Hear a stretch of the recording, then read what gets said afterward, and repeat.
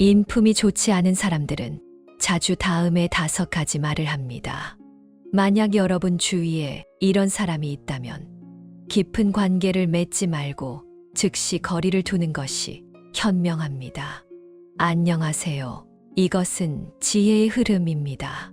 우리는 매일 여러분과 함께합니다. 박문인을 언급하자면 많은 사람들이 그에 대해 깊은 인상을 가지고 있습니다. 유명한 작가로서 박문인은 진정성 있고 진실한 글쓰기 스타일로 인간성에 대한 깊은 통찰을 작품에 담아냅니다. 박문인이 이렇게 인간성을 잘 이해하게 된 것은 그의 젊은 시절 경험에서 비롯되었습니다. 그가 아직 유명하지 않았던 시절, 주변 사람들은 자주 그를 냉소적이고 비웃는 태도로 대했습니다. 그러나 그가 성공을 이루고 유명해지자 주변 사람들은 태도를 바꾸며 그에게 아첨하기 시작했습니다. 이 경험은 박문인에게 인간의 복잡한 본성을 깊이 깨닫게 해주었고, 그는 이 생각을 작품 속에 담아냈습니다. 박문인의 작품 속 등장인물을 통해 우리는 현실 생활 속에서 문제를 해결할 실마리를 찾을 수 있습니다. 삶에서 우리는 다양한 사람들과 만나지 않을 수 없습니다. 인품이 좋은 사람과 교류하는 것은 편안하지만 인품이 나쁜 사람들은 우리에게 불쾌감을 줍니다. 만약 그들을 구분하기 어렵다면 박문인의 명언을 참고하여 분명한 인식을 가질 수 있을 것입니다. 인품이 좋지 않은 사람들은 종종 다음과 같은 5가지 말을 내뱉습니다. 기억하세요. 이런 사람과는 깊은 관계를 피하고 즉시 거리를 두는 것이 진정으로 현명한 선택입니다. 첫째, 입만 열면 다른 사람을 비방하는 말을 합니다. 박문인은 이렇게 말한 적이 있습니다. 만약 당신이 다른 사람의 시선을 너무 신경 쓴다면 당신의 인생은 속옷이 될 것이다. 다른 사람들이 무슨 소리를 하든 당신은 모두 받아들이게 된다. 일반 사람들은 생계 때문에 바쁘기 때문에 타인의 일에 그다지 신경 쓸 시간이 없습니다. 그러나 인품이 좋지 않은 사람들은 남의 집안을 캐물으며 비방의 말을 더해 전파하는 것을 즐깁니다. 이때 우리는 박문인이 말한 것처럼 남의 시선을 너무 신경 쓰지 말고 상대의 본질을 빨리 파악하여 불필요한 혼란에서 벗어나 삶의 평온을 되찾아야 합니다. 둘째, 입만 열면 이간질하는 나쁜 말을 합니다. 박문인은 사람은 입을 다물 줄 알아야 하며 무조건 반박하는 습관은 큰 어리석음이라고 말했습니다. 이 세상에서 부모님을 제외하고는 아무도 당신이 잘 되기를 진심으로 바라지 않습니다. 사람은 누구나 질투심을 가지고 있지만 인품이 좋지 않은 사람들은 다른 사람이 자신보다 더 잘 되는 것을 참지 못합니다. 만약 당신이 그들보다 잘 나가게 되면 그들은 여러 가지로 당신과 다른 사람들의 관계를 방해하려고 합니다. 이런 사람들은 박문인이 말한 것처럼 항상 당신을 반박하고 당신을 겨냥합니다. 따라서 우리는 옳고 그름을 분별할 능력을 갖추고 상대방을 명확히 파악하여 그들의 영향에서 벗어나는 것이 중요합니다. 셋째, 입만 열면 남의 상처를 건드리는 가혹한 말을 합니다. 박문인은 당신을 존중하지 않는 사람은 100% 당신을 무시하는 사람이며 그들의 직설적인 성격이 아니라 마음 깊은 곳에서 당신을 신경 쓰지 않기 때문이라고 했습니다. 모든 사람에게는 건드리고 싶지 않은 상처가 있습니다. 상처가 아물었더라도 흉터는 여전히 남아 있습니다. 인품이 좋지 않은 사람들은 당신을 그냥 놓아주지 않습니다. 그들은 사건이 잊혀져 갈 즈음 당신의 마음 속 상처를 다시 건드려 당신에게 아픔과 괴로움을 다시 떠올리게 만듭니다. 혹시 그들이 의도치 않게 그런 행동을 했다고 생각할 수도 있지만 사실 이들은 박문인이 말한 것처럼 깊은 속마음에서 당신을 경멸하고 당신이 상처받기를 원합니다. 이런 사람을 만났을 때는 반드시 거리를 두세요. 그렇지 않으면 그들로 인해 당신의 삶이 엉망이 될 수 있습니다. 넷째, 입만 열면 현실적이지 않은 허황된 말을 합니다. 진지함이란 두 글자가 가장 두려운 것이라는 것은 어릴 적부터 아버지께서 늘 저에게 가르쳐 주신 말씀이자 그의 삶의 요약이었습니다. 아버지는 교사로서 일생을 교육에 헌신하며 성실함을 강조하셨습니다. 그는 학생들에게 늘 이렇게 말씀하셨습니다. 무엇이든 있는 그대로 받아들여야 한다. 할 줄 알면 된다. 모르면 모른다. 거짓은 통하지 않는다. 그러나 일부 사람들은 항상 현실에 맞지 않는 말들을 늘어놓습니다. 문제가 생겼을 때 그들은 자신 있게 해결할 수 있다고 말하지만 실제로는 그 일을 해결할 방법도 아이디어도 자원도 없습니다. 결국 일이 실패로 돌아갔을 때 그들은 그냥 미안하다고 웃어넘기며 마음속에는 조금의 죄책감도 없습니다. 그들의 인생 사전에는 성실이라는 단어가 없으며 오로지 쉽게 내뱉는 허풍과 거짓말만 있습니다. 그들은 이러한 행동이 다른 사람에게 피해를 줄 수 있다는 것을 전혀 생각하지 않고 오로지 자신만을 생각합니다. 목요일 불평은 이 세상에서 가장 쓸모없는 것이며 스스로를 연약하다고 인정하는 것 외에는 아무런 가치도 없습니다. 많은 사람들은 모든 에너지를 불평에 쏟아붓고 하루 종일 운명이 불공평하다며 마치 세상이 그들에게 빚이라도 진 듯 불만을 털어놓습니다. 하지만 그들이 계속 불평하고 있을 때 다른 사람들은 조용히 나아가고 있으며 그와의 차이는 점점 더 벌어집니다. 이렇게 하늘을 원망하고 타인을 탓하는 말이 계속되면 이 목소리가 내면의 소리가 되어 내가 잘하지 못하는 것은 나의 잘못이 아니다라고 여겨지게 됩니다. 만약 누군가가 끊임없이 문제의 원인을 타인에게 돌리고 결코 자신의 행동을 돌아보지 않는다면 그 사람은 결국 실패할 운명에 처하게 됩니다. 따라서 시간을 낭비할 바에야 차라리 이를 실제 행동으로 옮기는 것이 낫습니다. 운명은 하늘에 달린 것이 아니라 사람에 달려 있으며 우리가 끊임없이 노력해야만 앞으로 나아갈 수 있습니다. 결론, 우리가 일상에서 말하는 한 마디 한마디는 우리의 인품과 교양을 반영합니다. 언제나 인품은 한 사람이 살아가는 데 있어 가장 중요한 근본이며 우리가 세상을 살아가는 가장 큰 자신감입니다. 그러므로 자신의 입을 지키고 올바른 사람이 되어야 우리는 스스로에게 당당할 수 있으며 다른 사람의 존경과 신뢰를 얻을 수 있습니다. 기억하세요. 인품이 좋지 않은 사람들과 거리를 두어야 우리 자신의 삶이 더욱 아름답고 조화로워질 수 있습니다. 97세 장수 어르신의 조언. 은퇴 후에 이런 무리와 어울리지 마세요. 잘 살지 못하면 삶이 고통스럽고 잘 살면 남들의 질투를 받으며 형편이 조금이라도 나빠지면 무시당하기 마련입니다. 인간의 본성은 매우 추하며 인간 본성을 이해하는 것은 우리에게 필수 과목입니다. 그러나 인생은 항상 아름다울 수 있습니다. 우리는 어떻게 인생을 더 나아지게 할 수 있을까요? 이것은 우리 자신의 관념과 밀접한 관계가 있습니다. 과거에는 생계를 위해 때로는 어쩔 수 없이 반대의 길을 걷기도 했습니다.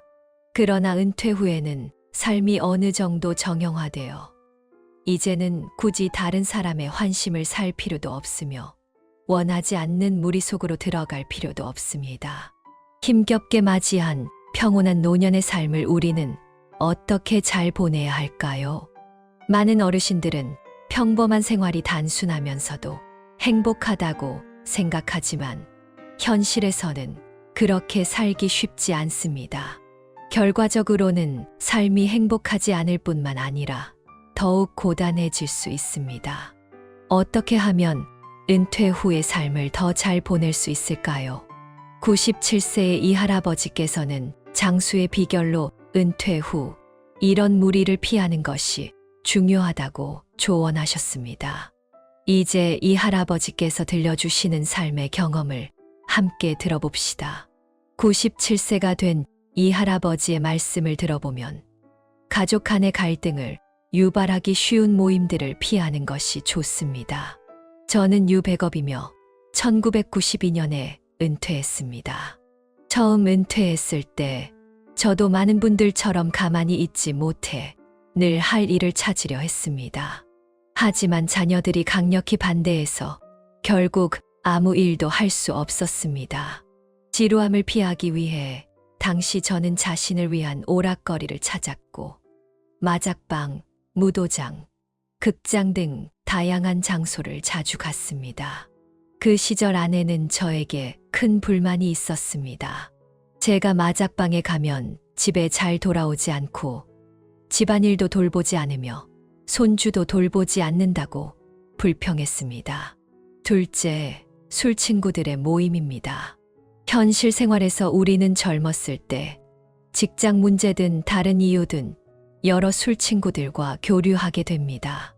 이 친구들은 대부분 이익으로 관계를 유지하며 당신이 그들에게 이익이 될 때는 친형제처럼 대하지만 더 이상 이익을 줄 수 없을 때는 관계를 끊고 심지어 뒤통수를 치기도 합니다.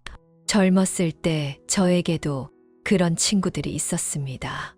그들은 저를 매우 존중해 주었고 무슨 일이든 한 번 불러만 주면 달려오곤 했습니다. 그러나 제가 자리에서 물러난 후 그들은 점점 저를 찾지 않게 되었습니다. 기억에 남는 일은 제가 71세였던 해 아들의 회사가 어려움에 처해 그들에게 도움을 청하러 갔을 때입니다.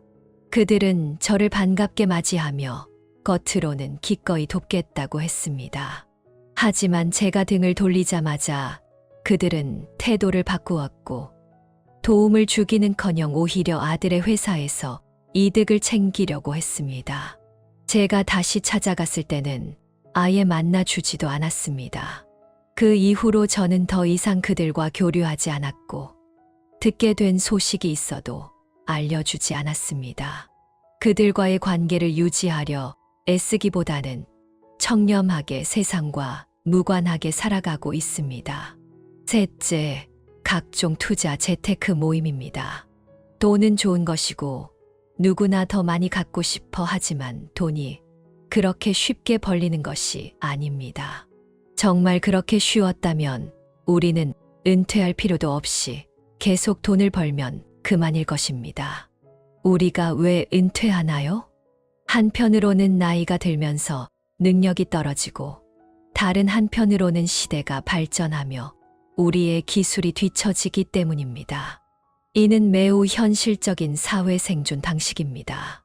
하지만 많은 은퇴 노인들은 이를 이해하지 못하고 손에 얼마가 있든지 만족하지 못합니다. 제 친구 중 한 명은 저와 비슷한 형편이었지만 은퇴 후에도 보안 업무를 찾아 일을 했습니다. 퇴직연금과 월급만으로도 충분히 생활할 수 있었지만 그는 더 만족하지 못하고 재테크로 돈을 더 벌 수 있다는 이야기를 듣고 은퇴 자금 3천만 원을 투자 상품에 넣었습니다. 그러나 반년도 채 되지 않아 2천만 원 가까이 손실을 보았고 돈을 생명처럼 여기는 그 친구는 그 소식을 듣고 기절할 뻔했습니다. 그 후 그는 계속 이 문제로 괴로워하며 침묵 속에 살았고 얼마 지나지 않아 세상을 떠났습니다. 넷째, 건강보조제 모임입니다.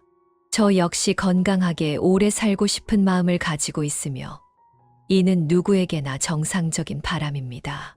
그러나 우리 노인들이 건강하고 오래 살기 위해서는 좋은 신체가 필요합니다. 좋은 신체는 일상적인 운동, 긍정적이고 낙관적인 마음가짐, 올바른 생활 습관, 그리고 신체와 마음의 이로운 자세에서 나옵니다. 하지만 일부 노인들은 건강과 장수를 건강 보조제에 의존하며 무리 속에서 들은 말을 그대로 믿고 각종 보조제를 대량으로 구입합니다. 결국 재산을 탕진하고 나서야 정상적인 운동을 무시한 것이 건강을 해쳤다는 사실을 깨닫고 후회하게 됩니다. 다섯째, 자녀들의 생활에 개입하는 모임입니다. 은퇴 후 많은 노인들은 자녀들의 일에 관심을 가지고 싶어 합니다. 자녀에 대한 관심은 잘못된 것이 아니지만 그들의 삶에 지나치게 개입하면 갈등이 발생하기 쉽습니다.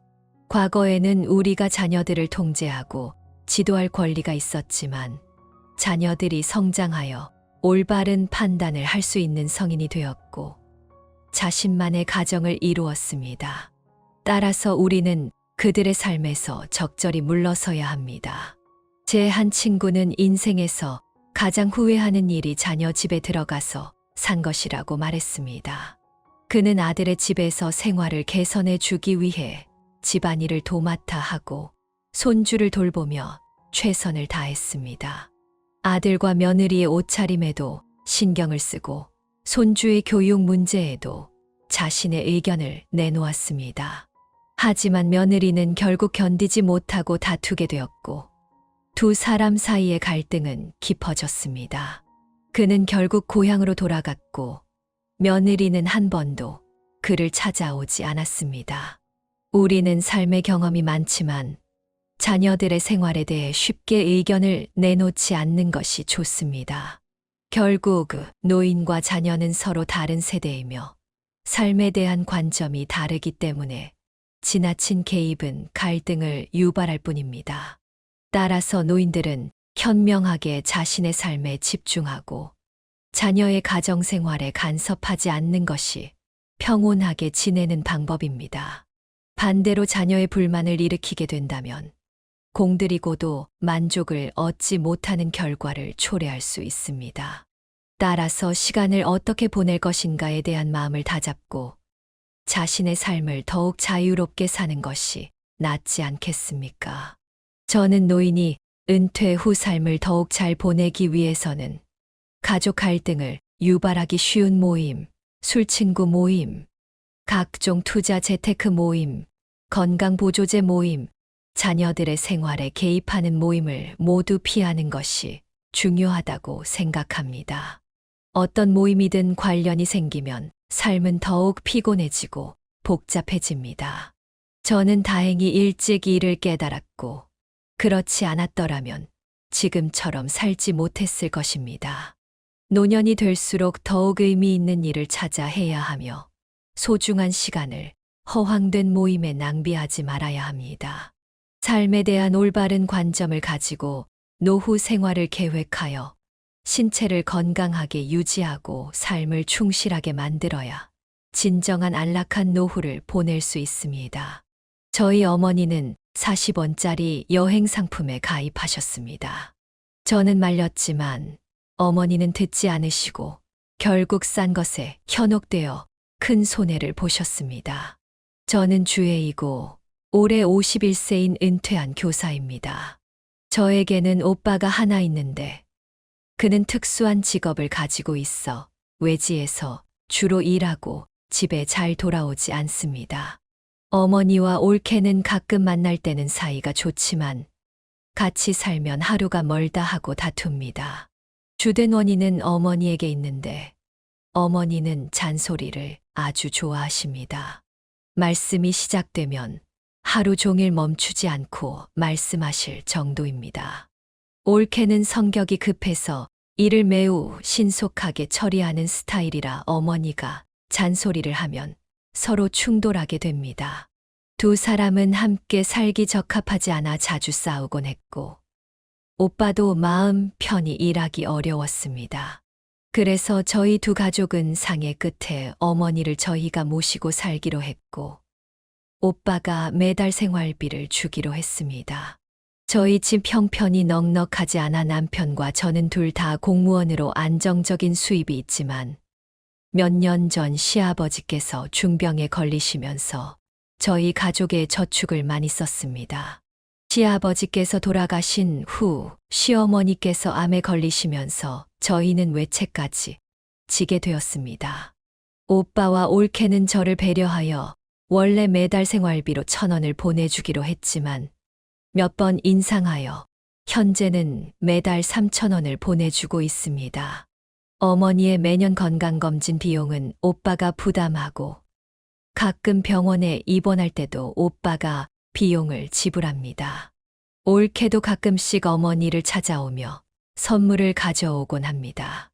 오빠와 올케는 이런 지원을 당연히 해야 할 일로 여기며 저희 가족이 어머니를 돌보니 그들이 금전적으로 지원해야 한다고 생각합니다.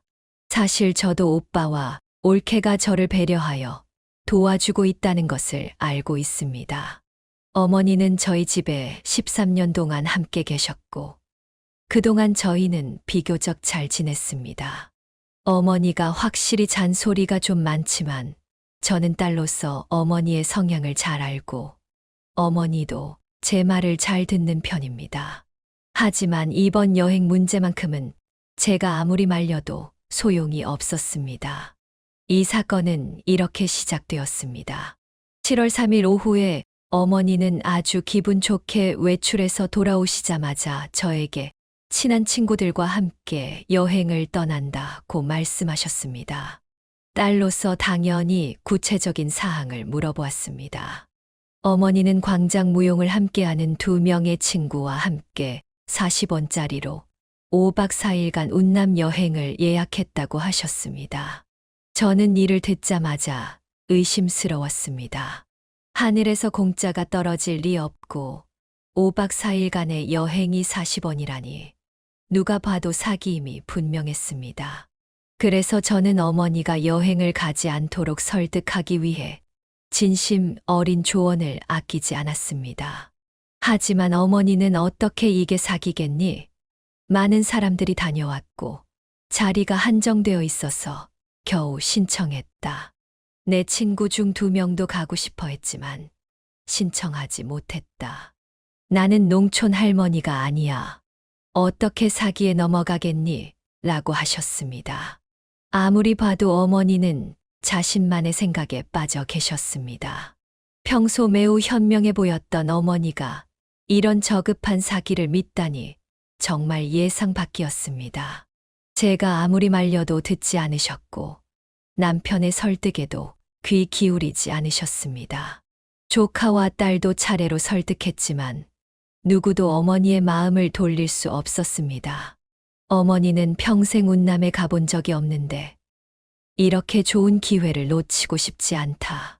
너희는 내 흥을 깨지 말아라라고 말씀하셨습니다. 어머니께서 워낙 고집을 피우셨기에 저는 그저 따라가서 피해를 막아드리는 수밖에 없었습니다. 그러나 어머니는 자리가 다 찼다. 다음에 같이 가자고 하셨습니다. 어머니는 5일 오전 7시에 출발한다고 하셨기에 저는 마지막 방법으로 어머니의 신분증을 숨겨 출발을 막으려 했습니다. 그러나 어머니는 저를 속였고 실제로는 하루 일찍인 4일 새벽에 떠나셨습니다.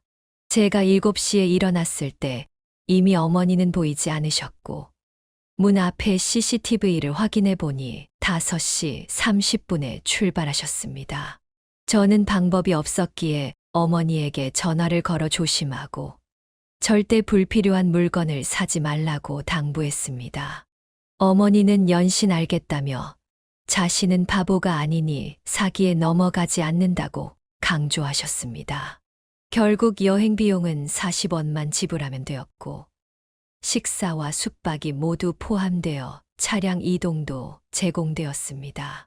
하지만 어머니가 여행 중에 지출한 돈은 자동차를 한 대 살 수 있을 정도였습니다. 어머니가 돌아오셨을 때 저는 어머니가 별로 물건을 사오지 않은 것을 보고 안심했습니다. 어머니는 작은 여행 가방과 손가방 하나만 가지고 오셨고 제가 당부한 대로 아무것도 사지 않았다고 하셨습니다. 그 말을 믿었지만 남편은 어머니의 표정이 어딘가 불안해 보인다고 말하며 핸드폰을 확인해 보라고 했습니다. 어머니가 잠시 자리를 비운 사이 핸드폰을 확인해 보니 놀랍게도 수만 원의 큰 지출 내역이 가득했습니다. 평소 장을 보러 갈 때조차 가격을 꼼꼼히 따지는 어머니께서 이번에는 아주 과감하게 소비하셨습니다. 무엇을 샀냐고 묻자 어머니는 제가 이미 알아차렸으니 숨기지 않고 하나하나 설명해 주셨습니다. 어머니는 가족 모두에게 선물을 사오셨습니다. 어머니는 자신에게 23,000원 이상의 비취 팔찌를 사셨고, 저와 올케에게는 각각 8,000원짜리 보석 목걸이를 사오셨습니다. 저에게는 빨간색, 올케에게는 초록색을 주셨습니다.